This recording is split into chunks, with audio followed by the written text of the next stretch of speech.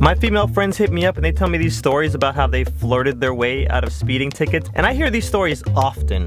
And if you're a guy watching this video, you can probably relate to me when I say, I don't get chances to flirt when I get pulled over. Plus I'm black. Ain't no flirting out of nothing. I get a call from my friend Wendy one day, and I'm just gonna say this about Wendy.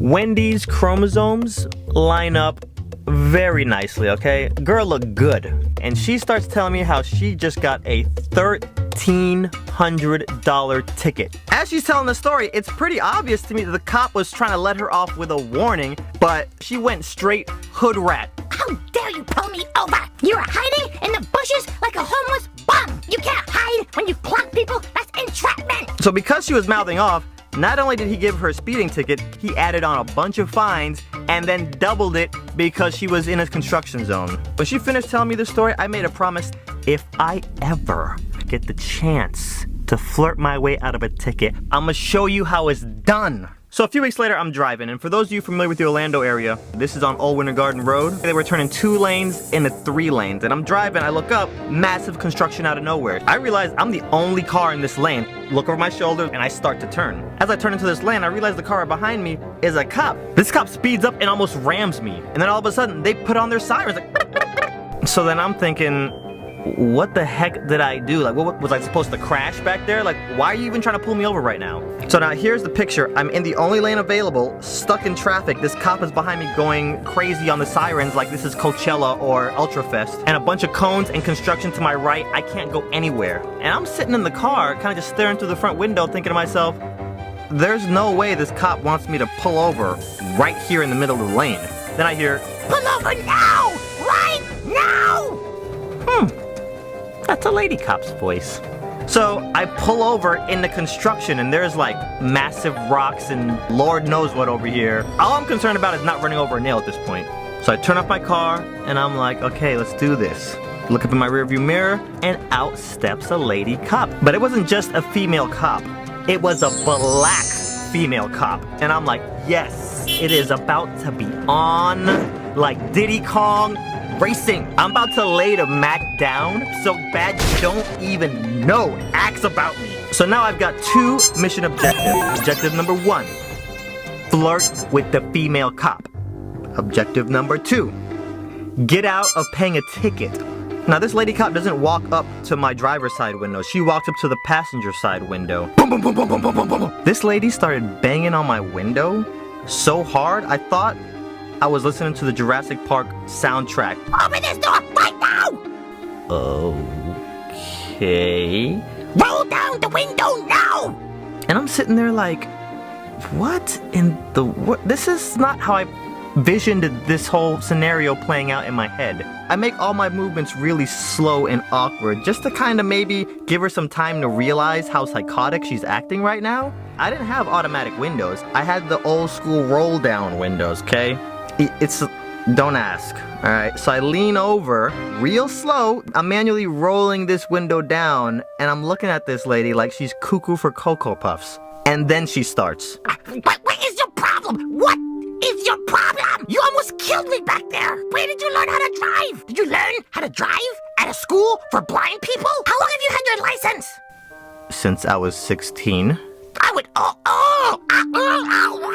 This lady is talking in like fragments, like she has Tourette's, like she's not even finishing a sentence. She is so mad. You know, I don't see this ending well, so in my mind, I'm just like, I'm gonna have to bust a kamehameha up in this girl's grill, cause she obviously don't know who she's dealing with. Give me your license register.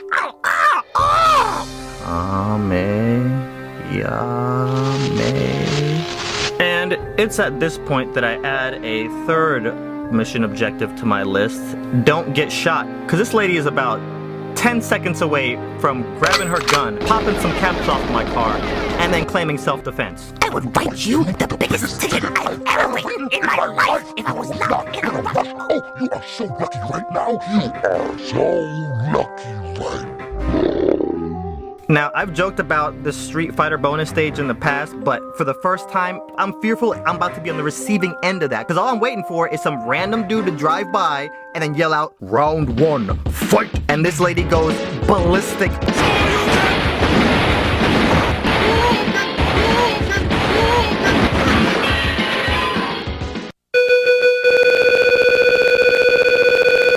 So she yells her head off some more, runs back to her car, and before the smoke even clears, she's gone. And I'm like, what just happened? Okay, mission status. Objective 1, flirt with the lady cop. Failed.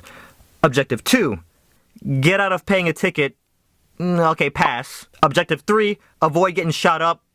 Pass. As I'm sitting there, it dawned upon me like, I get it. That lady cop obviously is not attracted to black guys.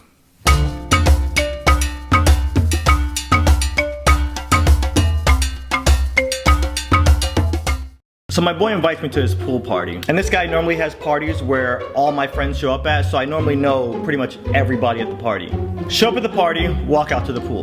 25 people out there, we're all having a good time. I'm sitting down on one of the pool chairs, so two of my friends walk over, and one of them goes, Donde, I just seen this YouTube video with you dancing around topless, wearing an Optimus Prime helmet, and your abs is all up on the screen. Let me feel them. Ooh, oh my god. You can like grate cheese on these, look. Yeah, maybe you should stop, cause your boyfriend doesn't look happy. My boyfriend doesn't even care. Look at him, he's smiling. He thinks it's funny. Yeah, I think I see steam coming out of his ears right now. So the party goes on. I'm sitting down, looking through my phone, checking Twitter. Look up, all the dudes are gone. I am the only guy on this pool deck. 12 girls are in the pool. I look in through the glass door. Every guy is inside doing I don't know what. I think they're either arm wrestling or eating steak or watching football or all three. I don't know. I'm trying to avoid trouble at this party. Then this girl Megan's like, Donde, get in, the water's perfect. I'm like, nah, I'm finna go inside, so yeah, I'm gonna let y'all handle that. Okay, girls, well, since Adonde doesn't want to get in the pool, I got an idea. Let's get naked! I kind of just like glance up and smirk and look back down. See, the thing I didn't tell you guys about Megan, she is that one girl, I don't know if you guys have friends like this, she's the one girl that has influence over all of her circle. So when she wants to do something crazy, all her girls are always down. 30 seconds later, every single one of these girls in the pool is topless. I'm the only guy out here. If one of their boyfriends step outside and see this, fellas, what do you do in this situation? Like, leave a comment. I'm being serious. At this moment right here, we're pausing. What do you do in this situation? I get up and I take one step toward the door. The Megan girl jumps out of the pool, runs over and gives me a big ol' hug. This girl is dripping water, topless, bear hugging me. I'm glancing at that door, just waiting for her boyfriend to walk out and be like, yo, what the Guys, Swoozie's out here trying to get our girlfriends pregnant. And have him and every dude at this party ready to kill me. No, not okay with the situation. I think I need an adult. I got inside so fast. I'm sharing this story for two reasons. One, on my Driving While Black Part 2, that was a remake, so I saw a few comments like, Swoozie, obviously nothing crazy is happening to you anymore if you're retelling old stories. Not the case. Crazy stuff still happens. Two, all the girls that were at that party watched my videos, so I gotta come out here and let y'all know, listen, I ain't no punk. Y'all all have boyfriends. If they were to come outside and see me, underneath this thuggish exterior, I'm really delicate and I'm fragile, alright? I'm a lover, not a fighter. You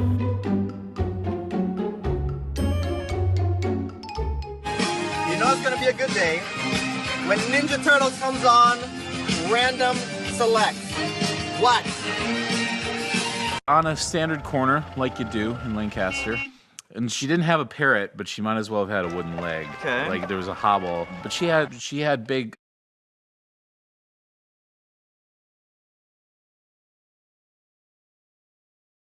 So for my last senior skip day, all the seniors went down to Daytona Beach. There was this girl I was talking to, her name was Yvette. She called me up the night before and she was like, are you going to the beach tomorrow? And I'm like, yee.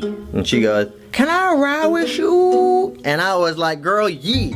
We drive down to Daytona Beach, all the seniors are there, we all have fun. Things start winding down and then Yvette comes up to me and she was like, hey, to my friends from my class, can you maybe give them a ride back to school? And I'm like, yee.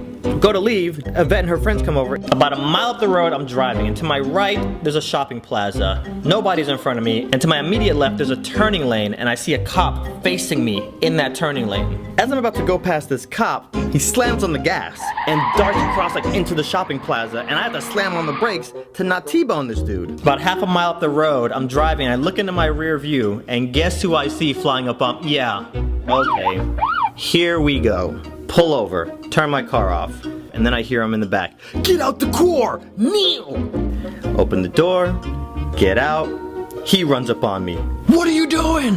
So then I'm like, what are you talking about? You sped up to try to hit me. And you wouldn't have killed me, you would have killed my partner. And he points back at his SUV, and I look in the passenger seat, and there's this old dude that has no business still being in the line of duty. This guy looks like he's 99 years old. If this guy was ever on duty by himself and had to jump out and chase the perp, like, the dude would have been in Cancun by the time this old cop ever got out the car. I can't flirt my way out of a ticket. I don't know if you guys have noticed, but I'm black and I'm male, and that's 3 strikes, so I gotta think outside the box whenever it's a traffic stop. My angle is confusion, so when you look at me sometimes by the way I'm dressed, you see straight out of Compton, but as soon as I open my mouth, you get Carlton from Fresh Prince. Officer, what's going on? Like, I obey the laws of the road. I just accepted the Lord Jesus Christ as my savior. It's not unusual to be loved by anyone. I'm so concerned right now. And then he keeps going, you got any drugs on you? And before I could even process if that was a racial poke or not, this guy starts patting down my sides. I don't even have any pockets, whatever. I let him do his thing. And then he notices I have a car full of females. He looks in and he looks at the girls and he's like, ladies, are you okay?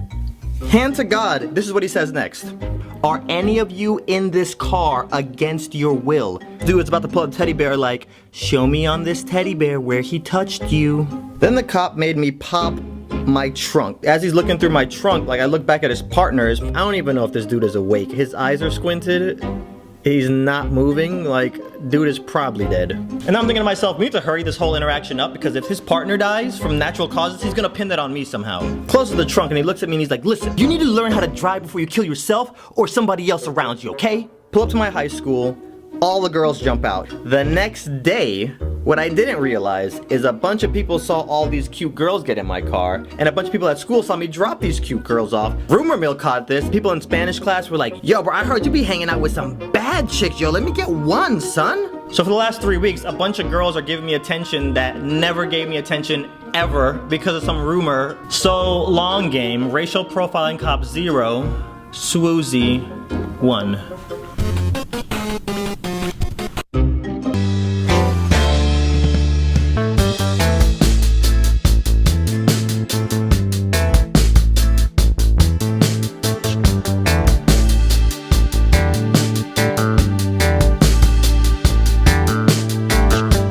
There was this one time my friend Tanisha hit me up and she was like, I need you to help me move. It's only gonna take like 2 hours. And I'm like, okay, cool. Who else is gonna be helping us? My friend Tyler and another friend from work. Show up on moving day. None of these chicken heads show up.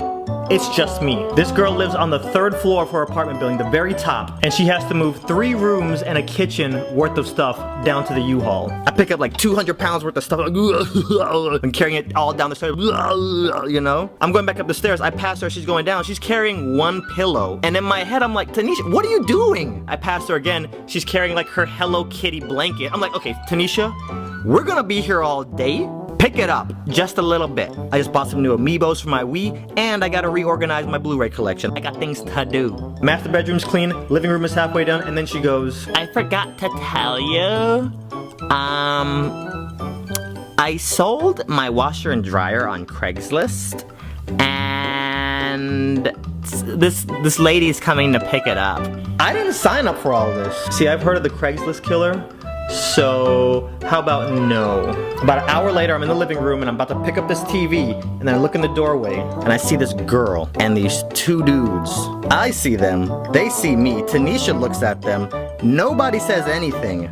Then the 2 guys start looking around the room like, to me, it looked like they were looking for cameras. I'm getting mildly concerned now. A good 60 seconds goes by where nobody says anything. Don't get it twisted, I'm from the streets, but that's the old me. So these two dudes walk in and they start looking around like they're there for more than just the washer and dryer, you feel me? The girl stays posted in the doorway and I'm getting a little scared. No, I'm not, because I'm from the PJs. Just because I worked at Disney don't mean I ain't from the streets. I'm in the system. Now see, Tanisha, she's at a disadvantage. She's over in the kitchen of this apartment. I'm in the living room by the windows. I'm about to jump. And then jump got a next level sketchy. Two guys look at each other and one of them does like this. Now, I don't know sign language, but I've seen it done enough to know that that wasn't just sign language.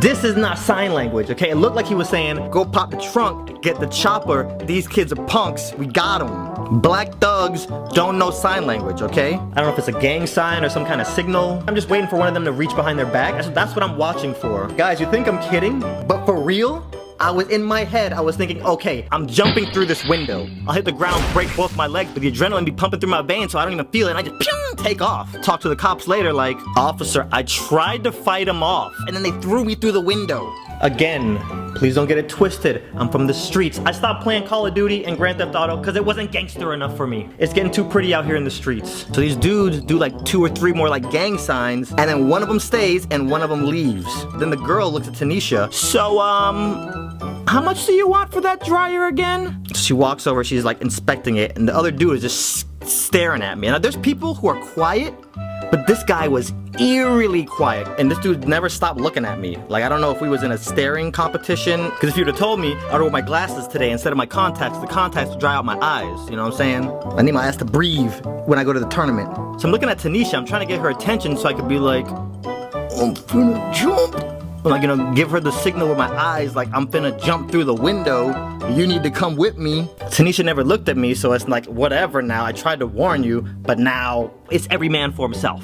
Then I hear something coming up the stairs, ba-dum, ba-dum, ba-dum. I'm just gonna jump, I don't even care what's coming up the stairs. The other dude comes around the corner with the little dolly, and then he starts busting out with the full sign language, and I'm like, oh, I think one of these guys is hearing impaired.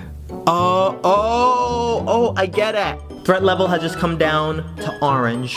The girl only ended up buying the washer, and it's a good thing they didn't try nothing, because I was about to take all 3 of them out. Don't get it twisted, I'm gangster. I eat my peanut butter and jelly sandwiches with crust.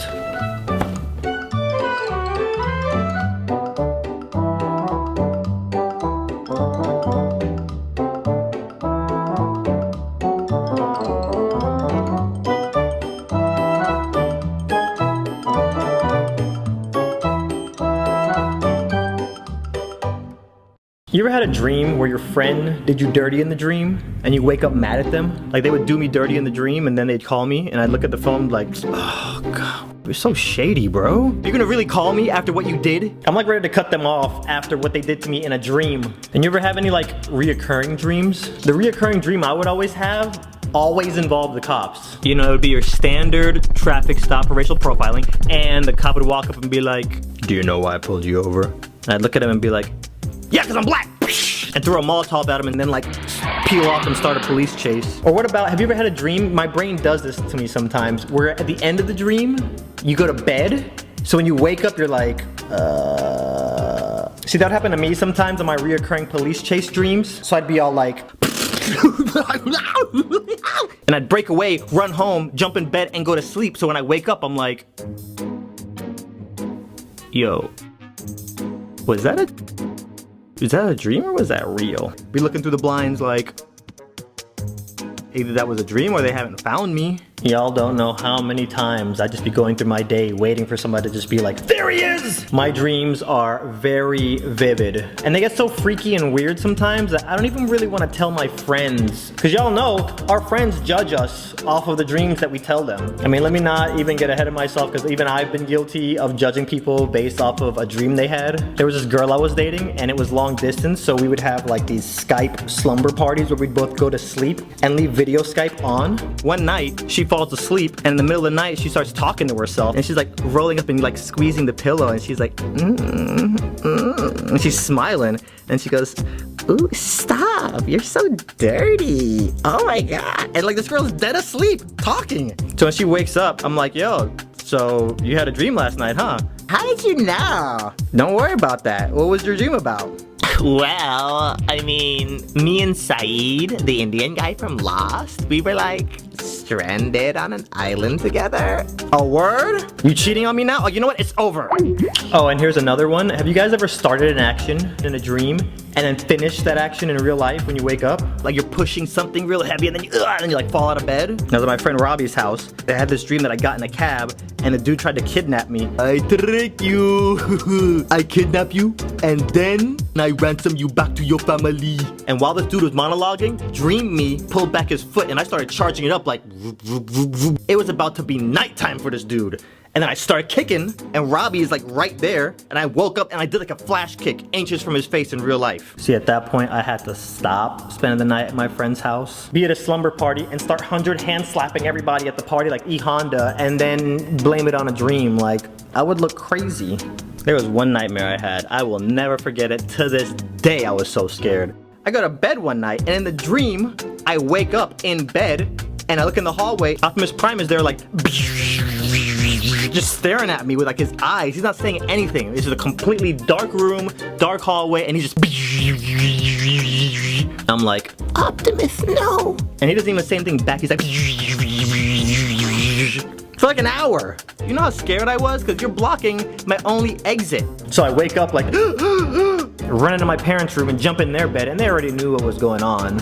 So I get in my parents' room, fall asleep. I wake up in the dream and Optimus was in the hall. Just wait, I woke up in the dream again and Optimus was still in the hall. You know what? I'm just cutting you off, Optimus. We used to be cool, but how you gonna do me like that in the dream, bro?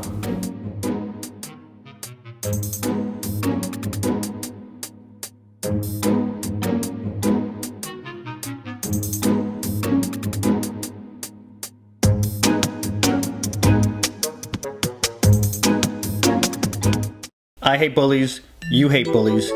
Nobody likes bullies. And see, what sucks is it's hard to go to a teacher. Because if you go to the teacher and the teacher goes to that bully, guess what? That bully's gonna come at you 100 times harder. Plus, that's not how I was raised. My hood would never let me be no snitch. Me and my homies, we robbed a bank once. I got busted. Granted, it was on Grand Theft Auto. And yeah, I was only in jail for like 5 seconds, but still, I ain't no snitch. There was this kid, Jonathan. I was in 7th grade, he was in 9th grade. This dude would constantly harass me, flick my ear, pull chairs off from underneath me when I'm trying to sit, punch me in the shoulder. One day in the hall, this dude hit me so hard in the back of the head, I legit forgot where I was at. Everybody was laughing at me, like I was fighting back the tears. It was so embarrassing. I wanted to tell the teachers, but I ain't no snitch, okay? I did my nickel, and I ain't rat on nobody. And then halfway through the school year, we got this new kid named Austin. Austin was a pretty boy, and all the girls were in love with him. Jonathan ain't like that one bit. He took all that energy he was focusing on me and shifted it to Austin. After Jonathan stopped bullying me, like my mom would be driving me to school and I'd be like, do you smell that, Mom?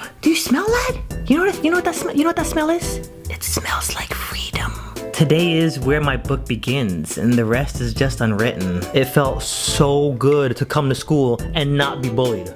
One day I step out into the hall after class, and Jonathan has Austin pinned up against the locker. And Austin's like, if you hit me one more time, I'm gonna get my cousin to come over here tomorrow after school and kick your butt. And he goes to Robbinswood. We went to a private school, and Robbinswood was like the public school version of our private school. And private school teachers always use those scare tactics so you don't leave the private school and go to a public school. So we were all petrified of Robbinswood kids because of all the brainwashing. Jonathan wasn't buying his bluff. I don't care.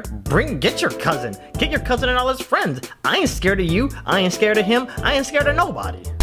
So the next day, school ends, and I step out the gym, and I see Jonathan sitting on the patio, and I'm like, let me just get comfortable. And then about 10 minutes later, guess who comes walking around the corner off the street?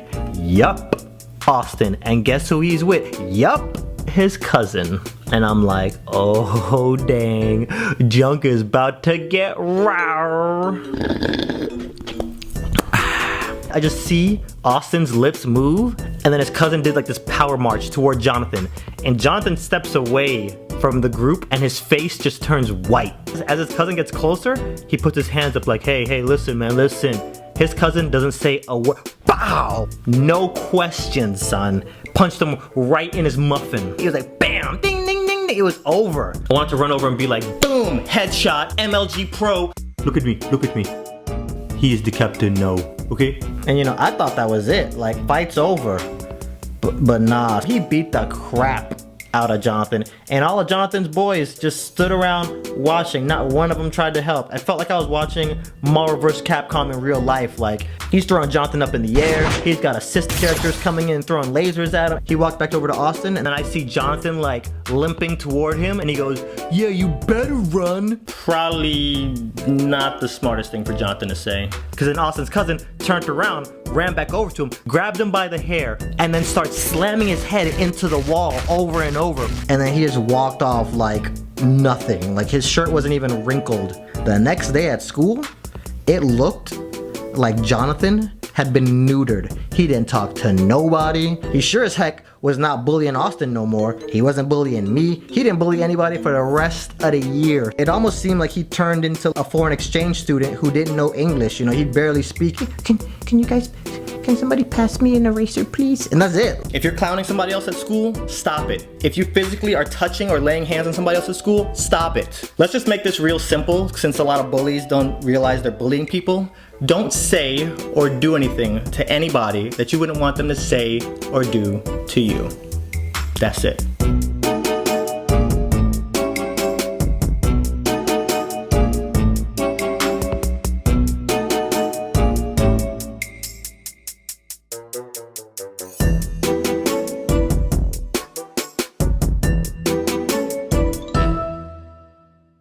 I love those friends that always find a way to let you know whenever they're working out. They're either coming from the gym, going to the gym, or sore from their workout. See, here's my problem. I like going to the gym. I just like laying in bed a little bit more. So when I do leave my house to go to the gym, I'm trying to get in and out of there as quickly as humanly possible. I'm not trying to flirt. I look like a bum intentionally. I'm wearing my glasses, I don't shave, I take some Nutella, I smear it on my chest. So when I walk by girls, they be like, is that a Nutella stain? Or is it dookie? So if you see me in the gym, feel free to say hi, but I'm not there to flirt. I'm there for one reason and one reason only. And that's to have a nice body and look sexier than a mug when I take them topless selfies on Snapchat. That's it. And I got a quick question. Who's that person running around at every gym setting all the weights to full on these machines? Do you get off the machine like if you're in the gym working out with every machine on full, like why are you even here? Cancel your membership and go train in the jungle with Wolverine. The full weight thing doesn't bother me too much. What really bothers me is the guy who's working out and in the middle of his set bumps into his friend and then will sit there and talk to him for 97 minutes. What I do is I strategically position myself right over their friend's shoulder so they can see me in the back, and I just stare at you awkwardly the entire time. I love when I'm working out and there's a girl next to me and then a guy walks up and he's like, hey, you know that exercise you're doing? You're actually doing it wrong. Let me show you how it's done. Some of these guys just lose their minds as soon as a girl walks up in the gym. You ever seen on National Geographic those lizards that run really fast and they're showing it in slow motion and the tongue is wagging everywhere? That's what some of these dudes look like. I could not be a girl up in the gym. I would 1000% use my powers for evil. I would probably go to the gym at the busiest time of the day, and I'd probably time it to when the Zumba class starts, so every girl in the gym is off dancing in that room with all the mirrors, and I walk up in the gym and be the only girl, and I'd be like, hey boys, I'm here. Oops, I dropped my headphones. I'm so turbo. And just try to get as much attention as humanly. I'd probably even walk into the boys' locker room like, Oh my gosh, is this the boys' locker room? Oh, I am so turbo. I keep getting the boys and girls, I keep getting them mixed up. I'm the worst. I'm so turbo. Sorry, boys. I'm just looking for a quiet corner that I can go do some splits in. I keep dropping my headphones. I'm so turbo. Anyways, if you need me, I'll be over by the free weights. I'm not even messing around. All I would do is butt exercises. Guys would be building like concession stands and selling tickets to come spectate and watch me. I'm not even kidding. I'd probably just go to the gym some days and just stretch for 40 minutes and then leave and go to Chipotle and eat a burrito. And that's another thing. Why come every gym I've ever been to is surrounded by food and restaurants? Fellas, pro tip. Don't go to the gym trying to pick up girls. Leave the gym, walk over to Krispy Kreme, and wait. Bet money girls are gonna start walking in. then you could start flirting with them. But no, on the real, big shout out to those of you guys who have disciplined yourself to working out or going to the gym multiple times a week, because getting your fitness on and dieting right and getting up out of bed and exercising in general, that stuff's not easy.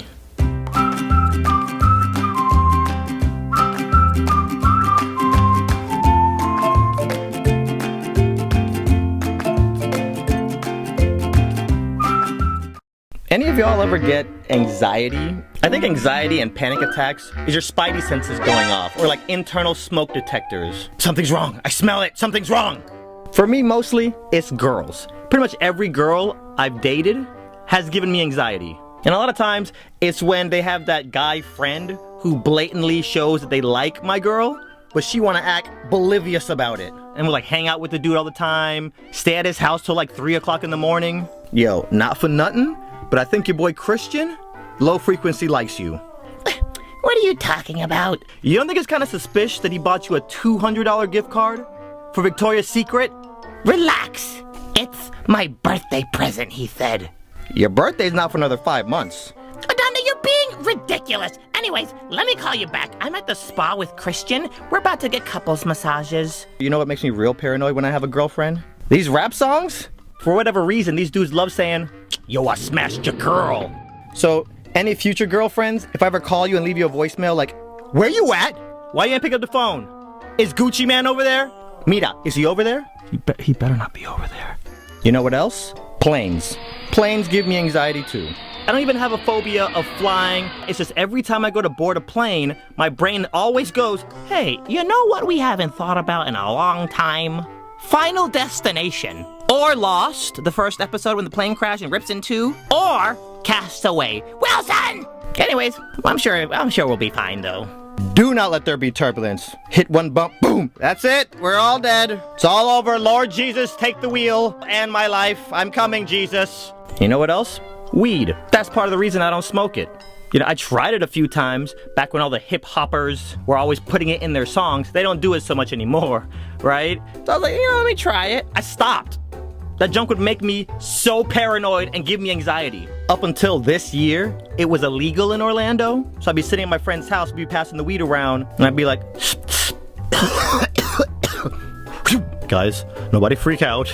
There's a DirecTV van outside. Jonathan, did you call for satellite repair? It's a cop. It's an undercover cop. Who snitched? Oh my God, I'm going to jail. I can't breathe. Okay, which one of y'all snitched? Harry, was it you? Don't try to act like you don't know what snitches get. Plus, I have a bunch of friends who like to do this thing where they don't think their thoughts through to conclusions. See, all my female friends love puppies and just dogs in general. Me and all my friends will be in the car, right? Everybody in the car doesn't smoke weed except for the person in the passenger seat who is a known weed smoker and always has weed on them. But my lady friends will be in the car, we'll be at a gas station, they'll look over, see a police car and the word K9 on the side and they'll be like, oh, run over to the police car. Oh my God, officer, roll in the window, officer. I saw K9 written on your door. Is there a dog in here? You wanna pet him? Yes, please. Oh my God, please. Oh my God. I just cry whenever I see a dog because I don't know what else to do. Bring the dog back to the car. This is a drug sniffing dog. Dog be looking at us like, I know. Yeah, my life is one big ball of anxiety waiting to happen.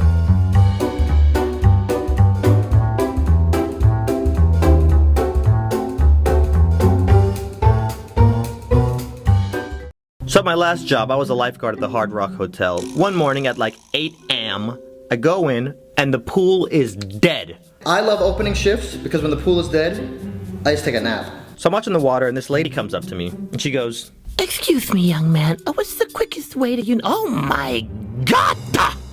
You are so handsome. Another family comes out and they go to the other side of the pool and the dad and the daughter in this family jump in the water.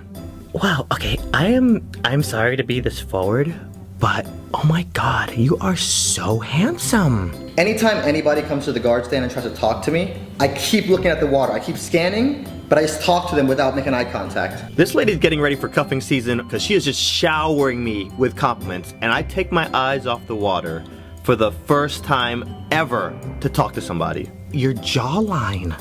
Are your parents models? Your lips, oh my god, and your eyes. And see, that's when I was like, girl, bye. I have black eyes. Okay, you had me going until you started talking about my eyes. Then she looks away from me, looks at the pool, and she goes, oh, that guy over there, he doesn't look too hot. So I look up at the dad, and there's a few warning signs that something was wrong. He wasn't moving, he was face down, and he was blue. I'm like, is this dude dead? Steve Harvey runs out. Survey says... Any lifeguard will tell you, kids come out to the pool and do the dead man float every day. How does a 5'9" man drown in a 4-foot pool? Explain it. I'm sitting here looking at this dude like, any second now, buddy. You could just stand up, joke's over. Then the lady goes, I gotta go, bye. The mom, daughter, and son are standing there looking at me like, hello, do something, bro. Michelle is the other lifeguard on duty. She's walking around roaming. She sees this. She walks over. The daughter kind of pushes her lifeless dad's body to the edge of the pool, and Michelle pulls him out, coming up out the water looking like Jinx with them big old lips. 30 minutes later, the paramedics come out. They go back to the ambulance, come back with a stretcher. At this point, he starts moving a little bit. The paramedics are looking at me on the guard stand like, wow, he was up there the whole time? The Grim Reaper shows up and he's helping the paramedics carry the dad back to the ambulance. Jen, my supervisor, shows up and she freaks out. She runs over, talks to Michelle, then runs over to me and she was like, What happened? Obviously, you're not doing a good job supervising me, because look at this. Look at what you did. My office, now. So apparently what happened is the dad and the daughter were underwater trying to see who could hold their breath longest. And the daughter came up and the dad never did. So when the paramedics got there, they said he dry drowned. I went home and looked up dry drowning. I still don't know what it means. I'll leave you guys with this. Splitting your attention, like when you're driving, giving your phone 40% and the road 60%, 60% is still a F. You go through life giving anything 60, 50%, still a F. So if you're gonna do something, give it 100, especially when you're a lifeguard. Oh, and by the way, the dad lived, he's fine, but they didn't put me back up on that guard stand for a hot minute.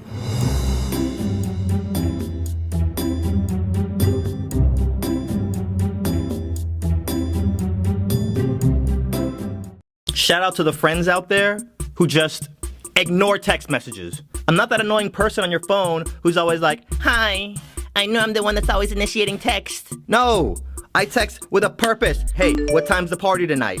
Hey, we still on for tomorrow? Yo, sorry for making out with your sister. Is we still cool? When those are the kind of texts I send you, and you hit me with the R or the I, that's freaking annoying. It's not like we don't have our phones on us all day long and check it every 5 minutes. And why come every time we hang out, you glued to your phone texting other people?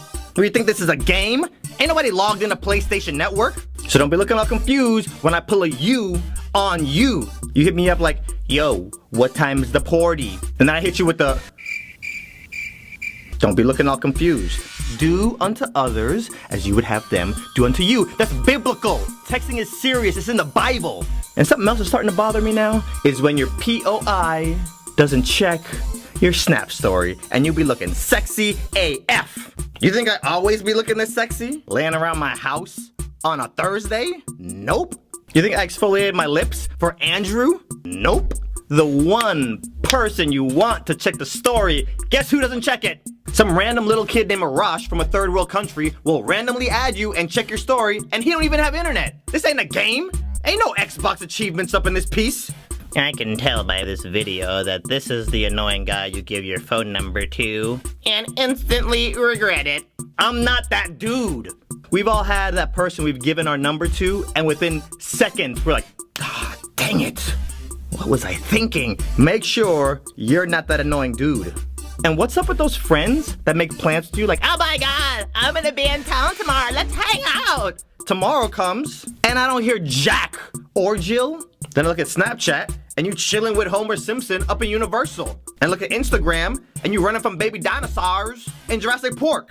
This is not a game. And one more thing that just is when you text somebody, and they hit you with the I or the R, and then they go and text back in the group chat that you're in. I love when they realize, like, oh crap, you're in here too, and then they go and text you back right after they text the group. Hey girl, I don't got time for your nonsense. I already deleted you off my MySpace top 8. Next person that does that, I'm gonna 6-2-3 you right in the temple. You ever been dragon punched in the Adam's apple? You bout to. Just because I do YouTube don't mean nothing. Everybody in here could get it. Don't try to act like y'all don't already know I'm from the streets. I'm done. But if I text you or we make plans, act right or go night-night.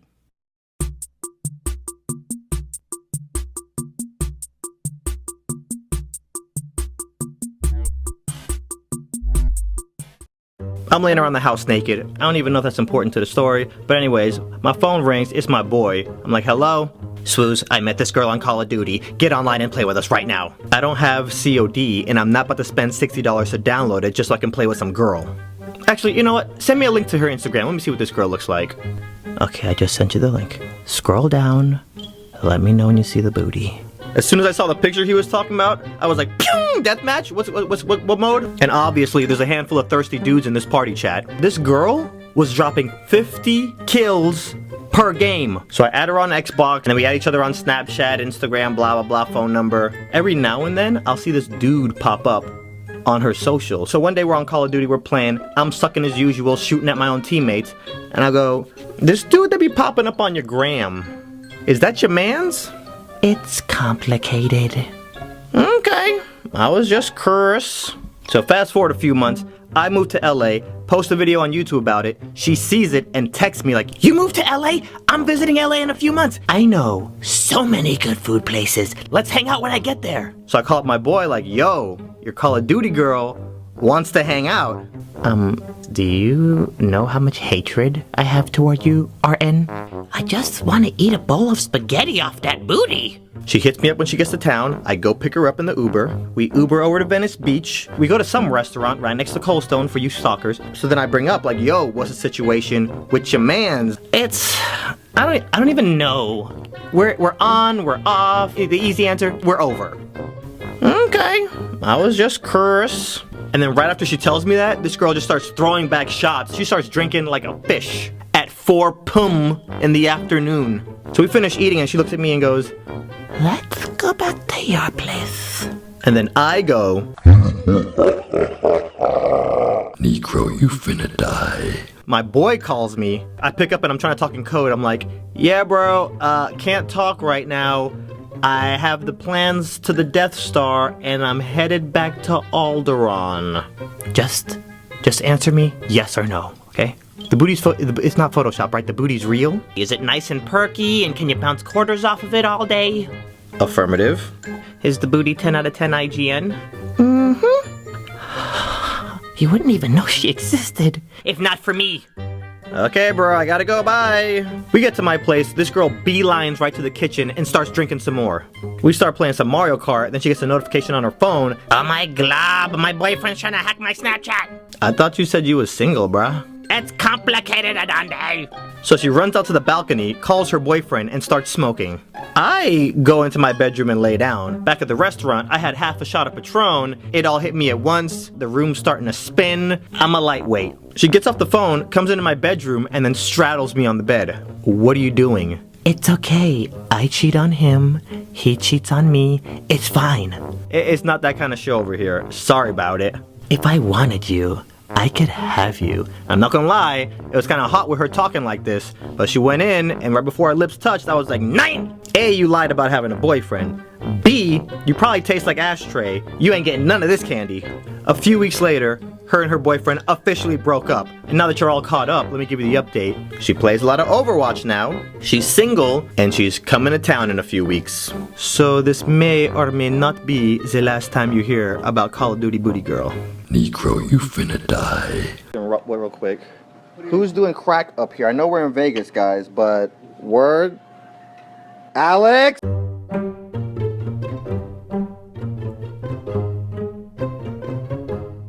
My boy Yankee hits me up, and he's like, Swooze, me, you, 9 of my boys, Mexico. He's getting married, he's having his bachelor party. Day of the flight, I show up at the airport, these dudes are all drunk. It's 6 a.m. They drink all day long. In the limo, on the plane, we get to Mexico, they don't stop. Nighttime comes, we go to the club. We in here, we got a table. My boys keep ordering bottles. We got models. We don't really have models. There were these like 3 girls that were like 10 feet away from our table. All of a sudden, corner of my eye, I see Mike. He don't look good at all. He's swaying and then boom, hits the ground face first. But on his way down, he hits his table and spills a drink. The 10 dudes get up. They all start cursing. They look like they about to do something to Mike. So I tap Armin. Hey, yo, it's morphin' time up in this piece. And then I jump up on the couch next to these dudes. My whole squad sees this. We don't exchange words. We're on that Wi-Fi. So it's 10 of them surrounding Mike. I know there's 10 of us surrounding them. And I'm standing up here on the couch like, yo, act right or go night-night. I wish you would, son. We about to shut the whole club down.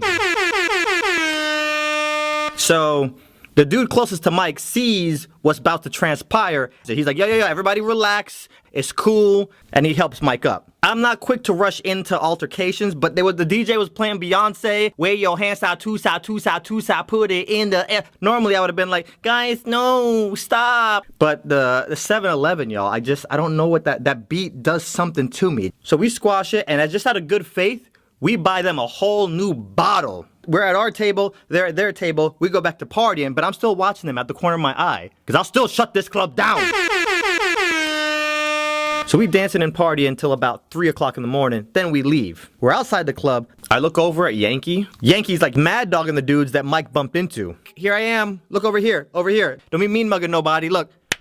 Here I go. Everybody, we're moving. I'm not trying to have nothing pop off. My boys get into a fight, end up in Mexican jail. So I'm like, food, andale, let's go. We all start walking down the street. As we're walking, there's this ambulance creeping forward down the middle of the street, just really slowly, just like foot off the brakes, creeping forward behind us. We walk up about a block. Every time we move forward a little bit, the ambulance moves forward a little bit. And then John stops and turns around and he goes, yo, what's up? Here come all the dudes from the VIP next to us. And I'm like, no, not today. One of their dudes starts walking up to Listen, Linda. I care a lot about people. I don't know you guys, but I care about you too. This is my squad. I love them to death. There's a lot of hate in the world. Let's not add to it. So they were like, okay, cool. We're squashing it. So me and all the 10 dudes in my posse, we all split like the Red Sea and let these dudes walk past us. So one by one, they're all kind of giving us these looks as they walk through. It was so tense, you could cut the tension with a knife. All 9 of the dudes make it through just fine, and the last guy in the line, he's walking through, then he looks at me, and then he looks over to my boy Mike, and pow! Pushes Mike like a power thrust. Mike goes flying back like a freaking action movie. Bam! Let's get ready to rumble! Pew! Ball guy takes off. Before Mike even gets up off the ground, I look up the street. Yankee ran up, jumped, put this guy in the headlock and just started hitting him. Boom, boom, boom, over and over. The other 9 guys jump on Yankee, and then all of our boys, boom, it's on. So they're pairing off one-on-one. So now I'm in full Mother Goose mode. Like I'm on the sidelines going, stop it, guys, stop it! All the other guys that walked ahead, they have no idea that their boy just started this whole fight. They're thinking that we just jumped them for no reason. I'm standing there watching this like, it's probably best if I don't jump into this. I probably play more fighting games than all these dudes here combined. Mess around, I jump in here, throw a fireball for real, not the whiskey, a real fireball. We about to shut all of Mexico down. I figure out I might jump in if my boys start losing. So I just stand back in the cut like M. Bison, like I'm the boss character. You gotta fight your way to me. They finally all get up and they just start running. They find this little motel. They run in and close the door and they hold it shut. One of our guys, John, he's still hyped up listening to Beyonce from the club. Punches through the glass door. I'm sure from their POV, they're looking out at John. His eyes are all glowing, looking like a legit Terminator. The top half of the glass door drops down and cuts his arm open. Guess who shows up? Yup, the Popo. Yankee's like, yo, Swooze, keep walking. Let's go. Bro, we can't leave our boys. Yeah, but we can't break them out of jail if we're all in jail. Bounce. Cops round up all of our boys except for me and Yankee. We walk away. After about 5 minutes, we realize they're probably not going to jail. So we walk back up on them. Here you guys go. Here's actual footage of this happening. The ambulance that was following us saw everything. So they told the cops, yo, these guys didn't start the fight. The guys that ran ahead, they started everything. So we're good. John's arm is sliced open. So they take John into the back of the ambulance. I asked one of the paramedic guys, I'm like, why were y'all following us? Hermano, we see these things every night. Every night? Every night. Escumi? Every night? Claro que sí. You know, that was just day one of the bachelor party.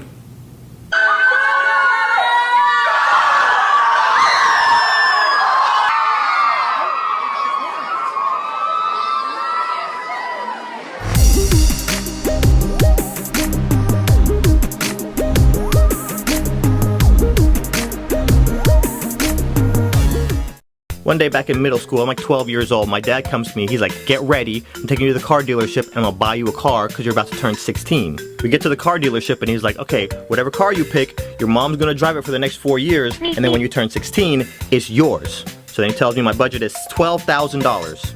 I felt like I was in a rap video. So my dad buys the car, and here's where the problem starts. Because in my mind now, I'm thinking, that's my car. I'm just letting my mom borrow it. So one day my boy Robbie comes over to spend the night, and we're in my bedroom, and I look at him and I'm like, we gotta start living our lives a quarter mile at a time. Let's go downstairs, get my mom's keys, and go for a ride around the block. And Robbie's like, okay, turn upward. So my parents' room is on one side of the house, and the garage is on the other side of the house. So we wait till like 2 a.m. when my parents are sleeping. We creep downstairs, we go over to the keys, and we had to be all silent. I'm like Indiana Jones, like taking the artifact and like swapping out the keys with a sandbag, right? We go in the garage, open it, boom, we're cruising around the block. I'm driving for the first time. I even burnt some songs from video games. So we're like rolling around the block, listening to Grand Theft Auto soundtrack, so it feels like we're in the game. I look over at Robbie and I'm like, Robbie, get on the roof, bruh. Bam! Flying around the block at like 30 miles an hour. Don't try this at home though. You know, we're trained video game professionals. Y'all kids, if y'all try this, y'all might die. Anyways, fast forward a few months, it's my birthday. Every year, my mom gets me a hotel room and I invite a bunch of my boys over. Me, Robbie, Paul, Josh, and my boy Eric. So I get all my boys in a circle and I'm like, yo, tonight, when my mom and my sister go to sleep, we're gonna take my mom's keys and we're gonna go for a ride. And all my friends are like, oh my god, bro, dude, you're such a gangster. I know, right?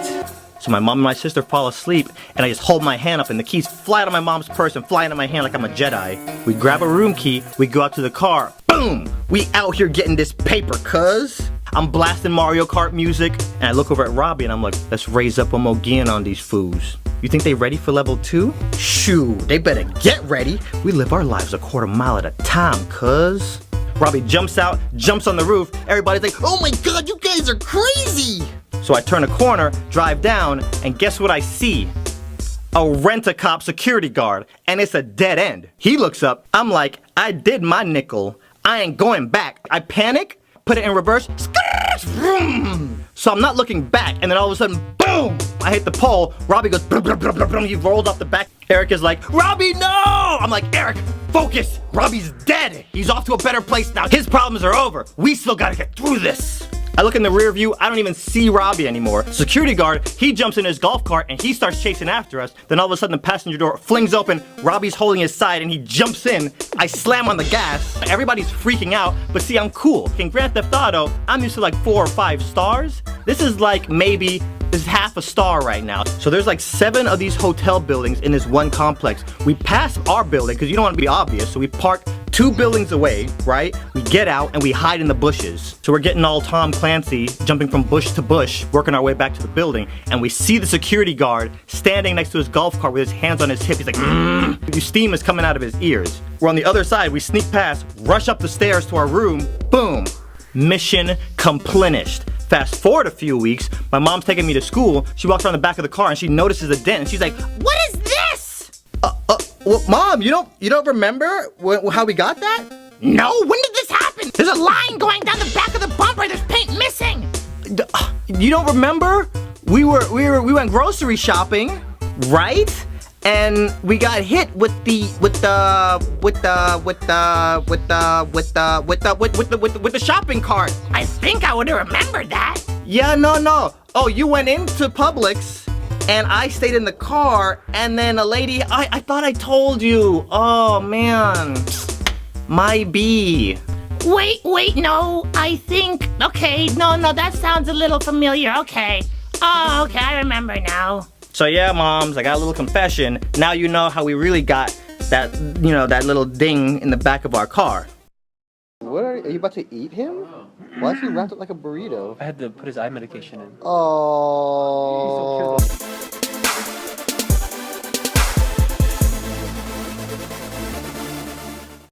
A lot of girls are masters at being subtle. Fellas, you ever had a girl text you out of the blue just saying, hey? Totally innocent. But she texts you saying, hey with 2 Y's? She's DTC. Apparently, it's been code since the MySpace days. Why has nobody told me this?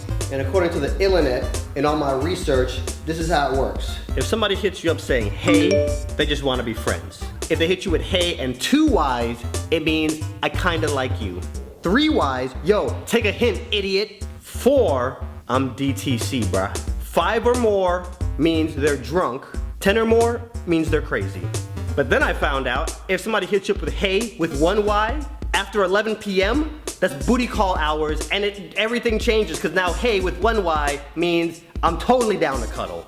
You know how many years this has been going on and I've just been totally oblivious? I didn't think anything of it until I started noticing a pattern, like my friends in Australia, Canada, and England all texting me with multiple Y's.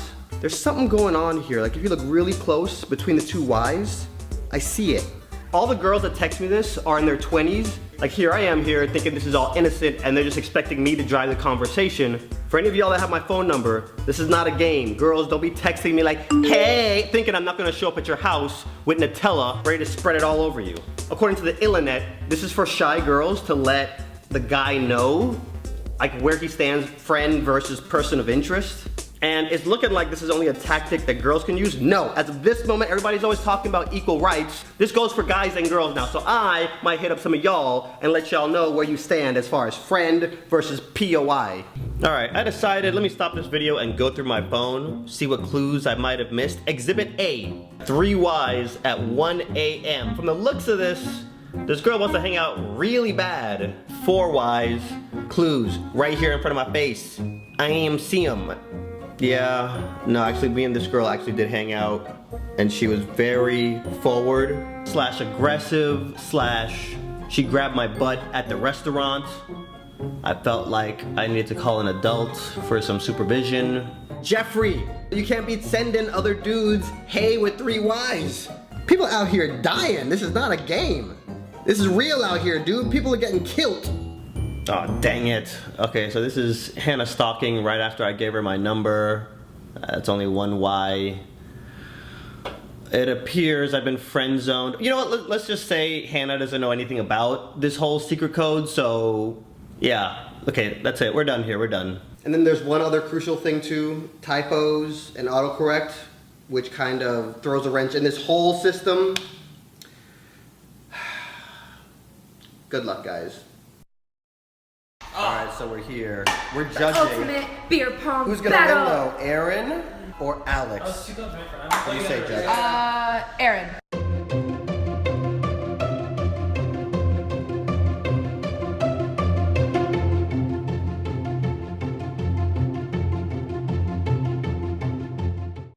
I'm on the guard stand. These 2 girls come out looking so sexy. I get bumped off the guard stand and I start picking up towels and I make my way over to these girls. One is named Nikki and the other one is named Dee. But I'm trying to holler at Nikki. I start talking to these girls for like 15 minutes. Then I'm like, hey, y'all want anything? Like, it's on me. Water, Shirley Temple, some champagne and dinner in front of the fireplace. Like, whatever y'all need, I got you. But we'll take 2 Shirley Temples. I come back with these drinks, there's some random dudes sitting next to them trying to spit game. I'm thinking to myself, I hope you ain't trying to holla at the same girl I'm trying to holla at, bruh. Cause I can make you disappear. I'm fresh out. I know people that know people. And I'll make it look like an accident too. When the cops show up and start asking questions, I'd be like, officer, we was all hanging out. I look down at my phone, I look up, he stabbed himself. The stab wound was in his back. The dude slipped and fell backwards on a knife. There's 47 stab wounds in his back though. He's a clumsy dude, I don't know. My shift's over, I go to wardrobe, change into my street clothes, and then go back out to the pool deck. Now just doing that alone, I can get written up for. No fraternizing with the guests. Next day comes. these girls are up at the pool deck all day long. So same deal. Whenever I get free time, I go over and talk. Me, Danny, D, and Nikki. My shift's over, street clothes, back out to the pool deck. See, here's the thing. Up until this point, I've never hooked up with a guest. I'm not trying to get fired over smooching with this girl.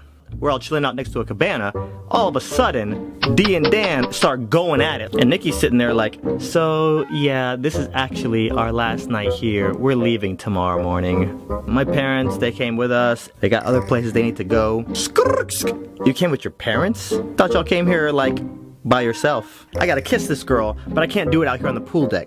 Hard Rock got cameras out the butt. So I'm like, yo, let me walk you to your room one time. So I snatch her up, I walk her around the corner to the stairwell. We walk up about 3 floors, and then she stops and leans up against the wall and just looks at me like, what's up?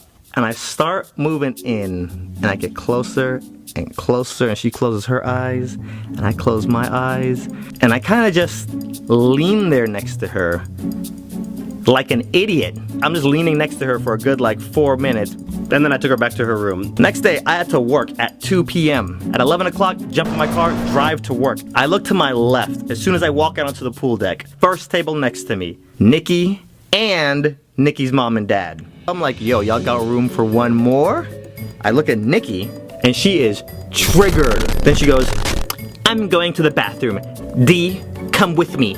And that's another thing, why do girls always go to the bathroom together? That's always confused me. Are all public restrooms for ladies escape rooms? And it's like a puzzle where you need 2 or 3 people to figure out how to escape? Anyways, the girls go off, so it's me, Dan, and the parents. And the dad looks at me and he goes, so, I understand you've been canoodling with my daughter the last few days. And I start getting scared, looking at all the exits, because he knows I work here. I can't think of a scenario where he finishes this sentence and it ends positively. So then he looks at me and he goes, why didn't you kiss my daughter last night? Wait.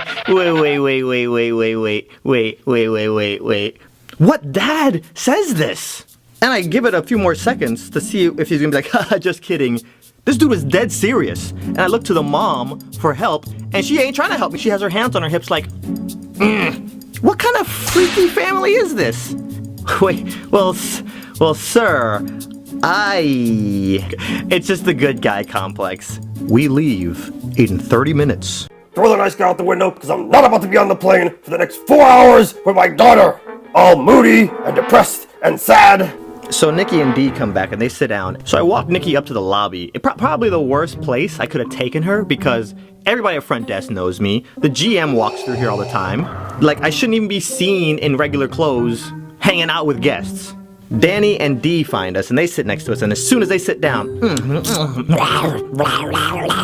they're rolling over us. Danny's feet are like in my face. I'm like pushing his feet out of my face as they make out. They're just going at it. Me and Nikki are just sitting here in silence because I'm nervous AF and scared too.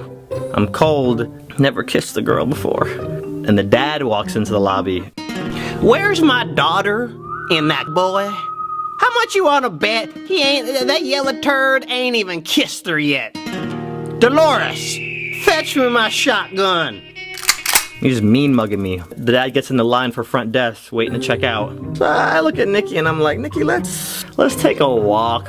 We start walking. I glance up and I make eye contact with her dad, and he mouths the words, "You better kiss her." Dad is gonna kill me if I don't make out with his daughter. When you pass front desk off to the right, they have these rooms, and they're phone booths, but they're like rooms with just a single phone in it and one tiny little light. Take her in there, grab her, pin her up against the wall, boom. Oh my God, her lips were so soft, y'all. Oh my God. You know when you go to Krispy Kreme and you catch the glazed donuts right off the production line when they pour that hot glaze right on and you bite into it? That's exactly what it was like.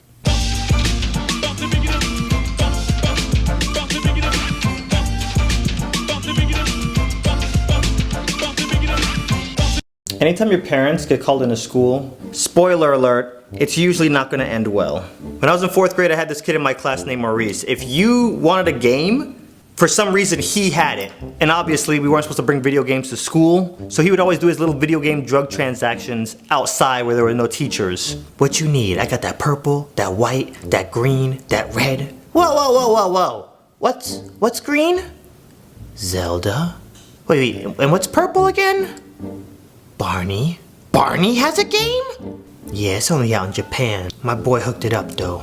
Yo, let me get that purple up off you, son. You got the game I wanted, right? Yeah, it's right here. I'll see you back here next week. God bless.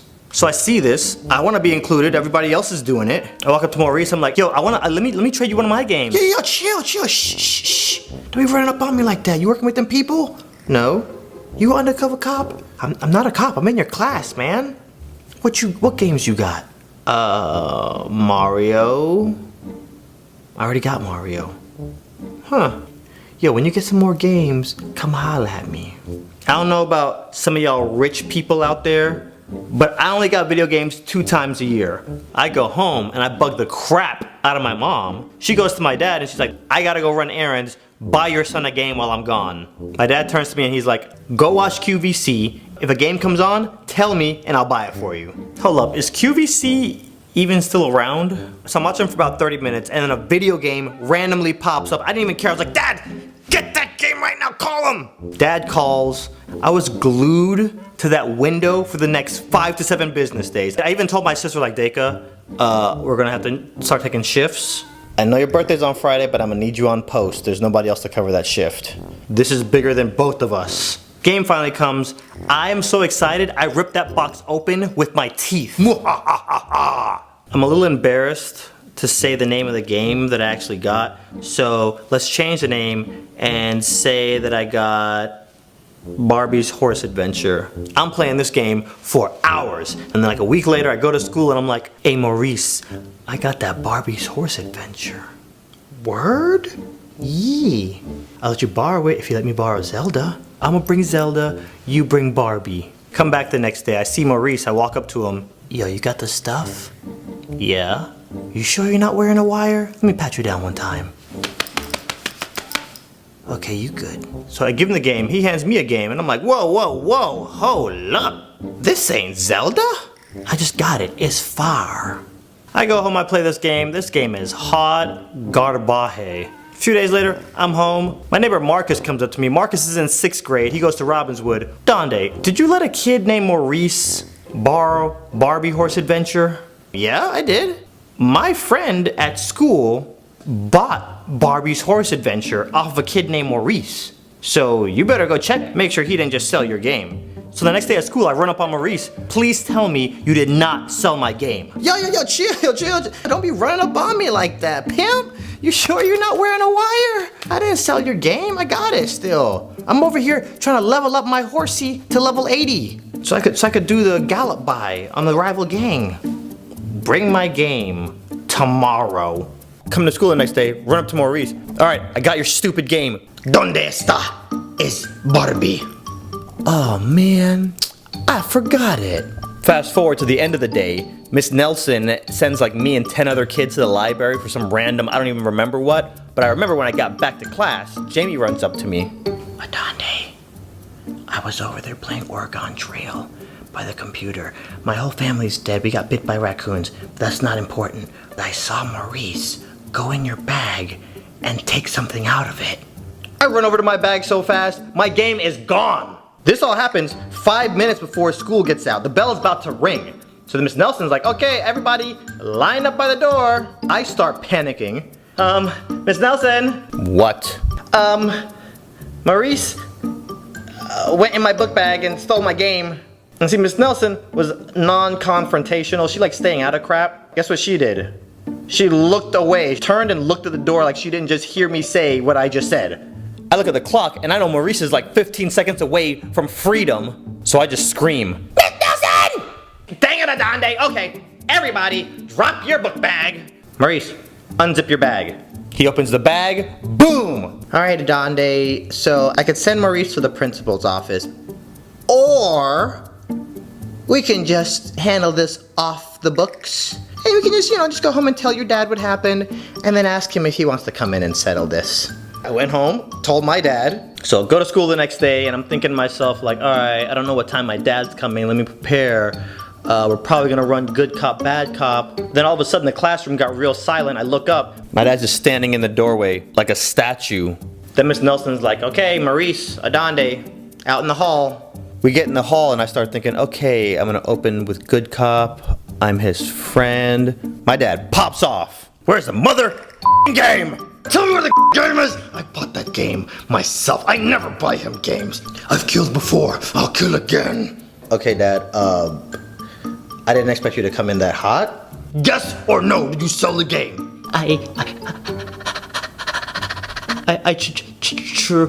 You traded it! Say you traded it! I troubled it. What? I troubled it. Get out of my face! Maurice goes back in the classroom. My dad turns to me. Your game is gone! It's probably in Bangkok by now. I'm out. I'm going to work. Don't ever ask me to buy you another game ever again! And as you guys have probably guessed, I never did get my game back from Maurice. R.I.P. Barbie. Moment of silence. Pour some out for my dead homies.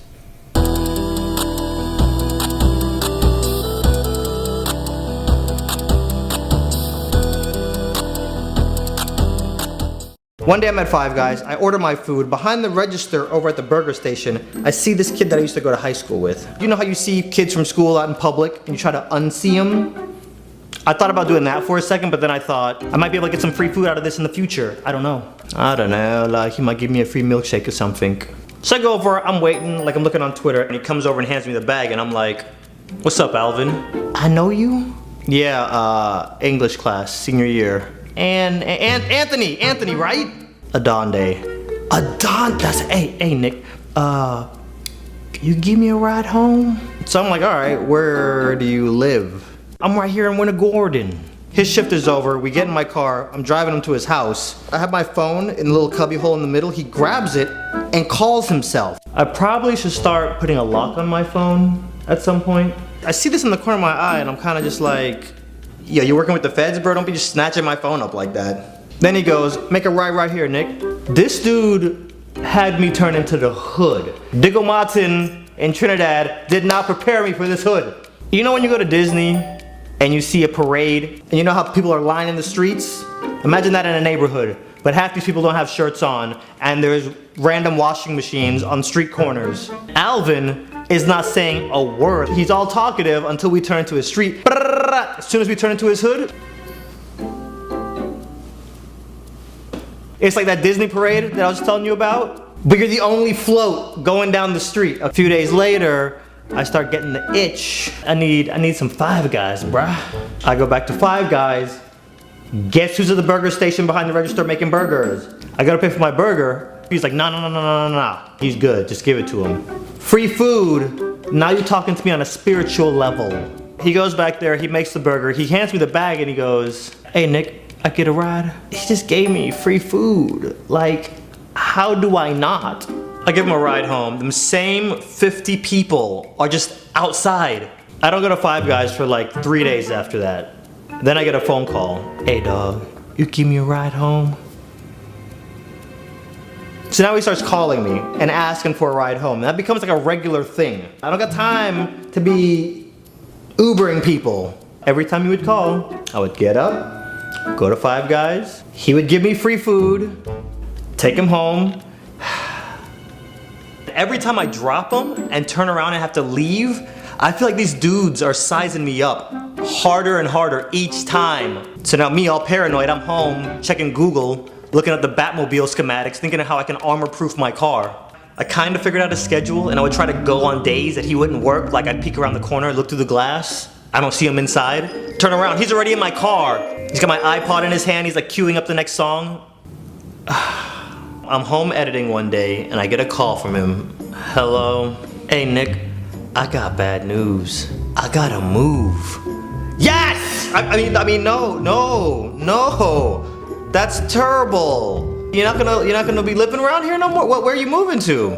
I gotta move over to the east side of town, bro. I'm like 40 minutes away, Nick. I'm trying to transfer to a Five Guys over there. So, come holla at me. So Alvin moves and I've not heard from him since, not a single call. I think this whole experience has left me traumatized though, because like every time I think about going into a Five Guys, I'm always like lurking in the bushes, peeking in through the windows, making sure Alvin's not at this location before I walk in. Guys, not sure if you know my friend, but he is the world's worst bowler. We made it back bet that if he lost, I would take over his Snapchat. So here we go.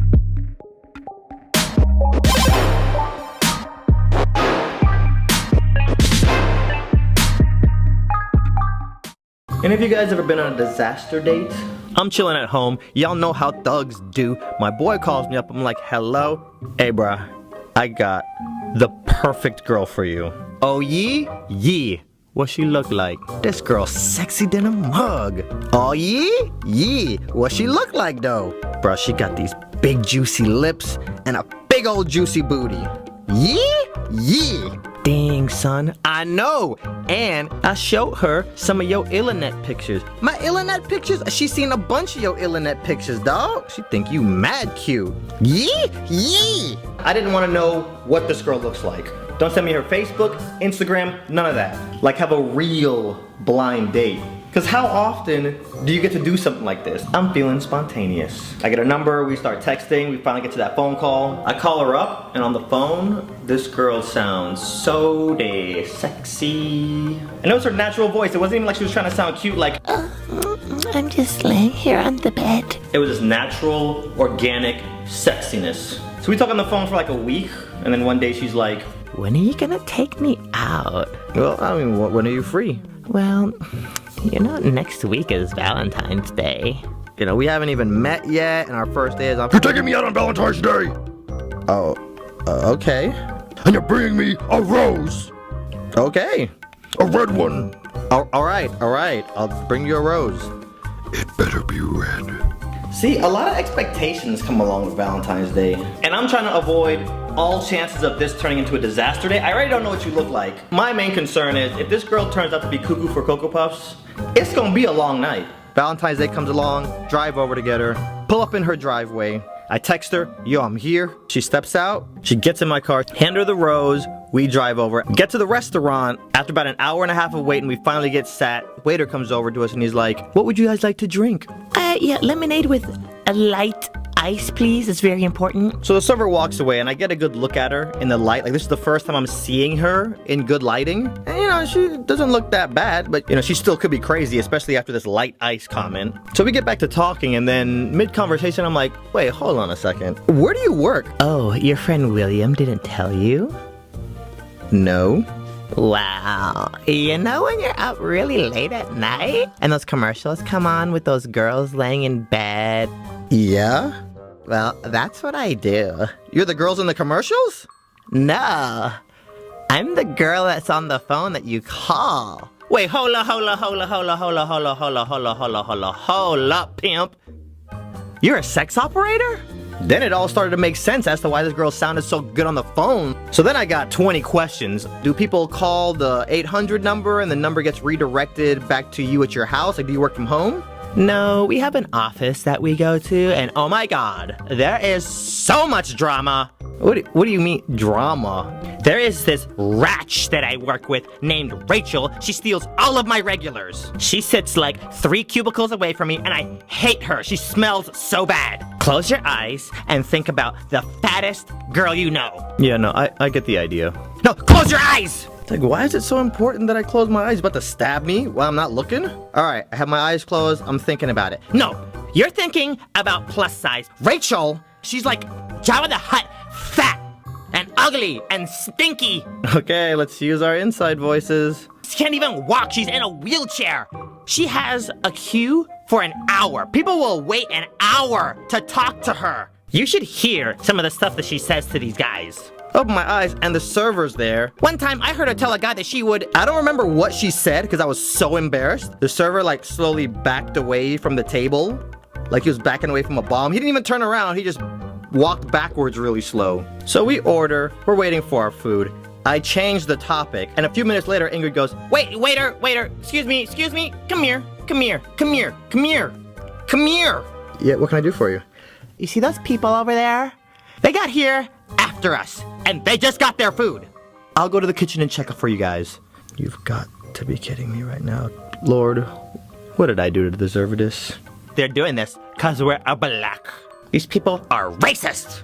This is the part where the date starts getting a little foggy for me, because it's been a long time trying to block this night out of my mind. Like, I didn't plan on talking about this again until I have to go to therapy. Probably the worst date I've ever been on, not gonna lie. But it's not over, because there's the drive home. And I start thinking, I hope to God that this girl does not think I'm gonna try to kiss her at the end of this date. So we pull into her neighborhood and she goes, I had a really good time tonight. Didn't you? Yeah, I had a good time. We should do this again sometime. You wanna go out again, right?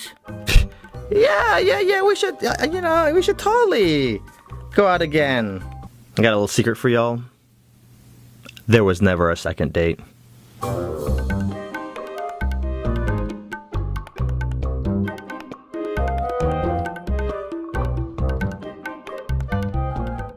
Anybody here who's gone to a private school knows sleeping in class is not really an option. Teacher catch you sleeping, they'll write you up and show up at your house. Yeah, we think your son is smoking that wacko tobacco, because he's always sleepy. He might even be on crack too. Anyway, could you have him pee in this cup? I get to public school, I saw a kid for the first time put his head down on a desk. These kids are bringing hammocks, sleeping bags, they're over here roasting s'mores. This one girl used to wear pajamas to escuela. At the bus out some Spanish class on y'all, cause I'm bilingual than a mug. But yeah, once I got to public school, I was already conditioned from private school to never sleep in class. So I get in that situation, and I know y'all have all been there, that sleep get up in you, and your eyes start getting heavy, and you try to fight it like, no,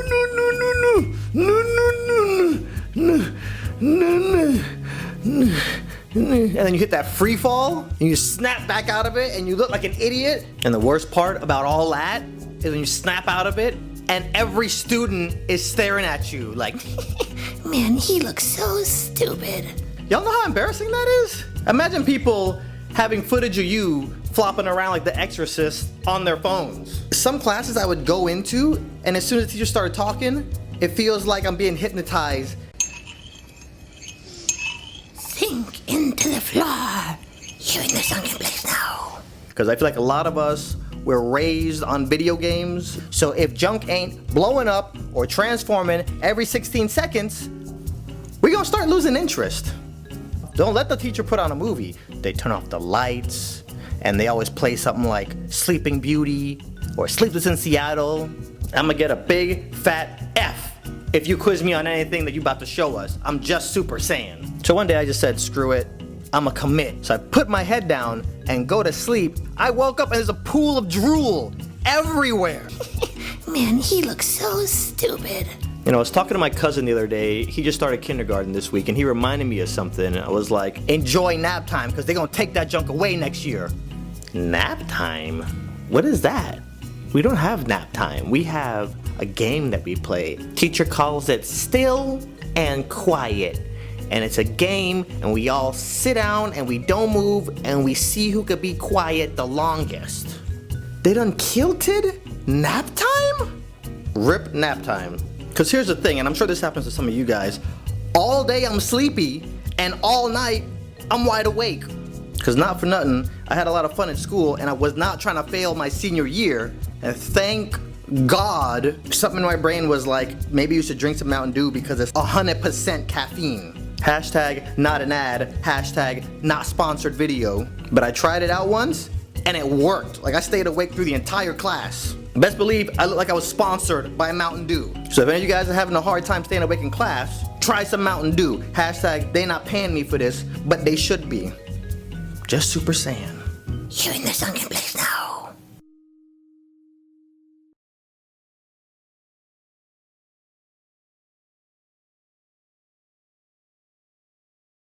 In high school, I never understood going to school to skip class on campus. That made no sense to me. If you didn't want to go to school, stay home. I'd be in driver's ed class outside on the bleachers, look over and see kids skipping every single day, like literally skipping. La la la la la. And at my school, skipping was like a really big problem. So if you ever got caught, it's Saturday school or detention. Not worth it. I go to school and forget that I have a massive test that I didn't study for. So bump it, I'm just gonna skip. And lately I've been getting a lot of subscribers from England, Australia, and Canada. I don't know how schooling works over there. At my school, we had 3 lunches and 1 long class that you just stay in for that whole time until it's your lunch. And I had the last lunch, so all I need to do is skip class for the first 2 lunches, and then we Gucci. So I'm standing in the hall thinking about this, and then the late bell rings, so I'm just like, okay, well, it's now or never. And over by art and photography, there's these bathrooms that are single-stalled that I always smell wacky tobacco coming out of. So I walk over there, and there's an open stall. I go in, I hide, and then I wait for the first bell to ring. So kids start going into the lunchroom, and I'm thinking to myself, I could hide in here for an hour. Or I could be a fatty and eat at all 3 lunches. And if you've seen any of my Instagram stories or my Snapchat stories, you already can know which one of these I picked. I had my main squad, Willie and Bandit, in high school, but I'd also squad hopped. I was cool with the Jamaicans, the goth kids, the nerds, the popular kids. Okay, I wasn't really friends with the popular kids, but you get the idea. I never been to this first lunch. It had a completely different vibe. But please believe, I was chilling with my Asians over there like, bell rings, everybody starts leaving the lunchroom. I start heading back to my bathrooms, and there's an administrator blocking it. So my new mission objective is to find a new bathroom, and then I'll just come out for a second lunch. Boom, we good. And now the administrators are watching all the kids going into the classrooms. I don't got no class over on this side of the building, so I walk outside and I'm acting like I'm going to another building, and then I hear, hey! Did you hear anything? I didn't hear anything. I'm just gonna walk this way now. Then I hear her say, hey, you stop! And then I ran. If you ever run from administrators, that's 3 days suspension. I sprint for like 30 seconds and I thought I lost her. Look over my shoulder and she was right there like, I'm 16 and a half years old and you're like 70. How you keeping up with me? I ain't going back to jail. I did my nickel. I ain't going back. I'm guessing a lot of kids ran from her because I felt like John Connor being chased by the T-1000. So I'm zigzagging, running around corners. I find a bathroom, boom, kick open the door. There's 10 other dudes in this boy's bathroom looking like refugees, all skipping, waiting for their next lunch. So there's like a 10-minute window between when lunch gets out and the next lunch starts. So I just have to not get caught before that next bell rings. So I'm chilling in the bathroom and then I hear the double doors at the end of the hall open and then I start hearing heels. None of these dudes know what's going down. So I run into a stall. Thank God there was nobody in it. We're in a boy's bathroom. She can't come in here, right? So the heels keep getting louder and louder, and then she gets to the door and cracks it open, and she goes, I know you're in there! Nobody says a word. If you come out now, it's not gonna be that much of a punishment. But if you make me go and get a male administrator, everybody in here is getting suspended. I'm dripping sweat. Sweat is coming out of my booty cheeks right now. My mom is from the Caribbean. I know if she finds out I ran from an administrator and got suspended, she's gonna beat me with a fridge. So once she threatens she's gonna get another administrator, one guy cracks and he comes out. Is anybody else in there? Yeah. So then another kid who's always in trouble, we'll just call him Dre. Dre is like, forget it, whatever, I'm in here too. Who else is in there? You better not cover for anybody. So he walks back in and like Dre is cool. He ain't gonna snitch. You, and just rats with no hesitation. And then he starts walking out and she's like, is there anybody else? Oh, let me check the stalls real quick. What the H, Dre? I hear him open up the other stall. You, out. He opens up my stall and she was like, is there anybody else in there? And he looks me dead in my eye and he goes, nah, I said it's all clear, ain't nobody else in here. Me and Dre never even talk. We have gym class together. And I never said 2 words to this dude. Needless to say, that was the last time I ever skipped class. Ever.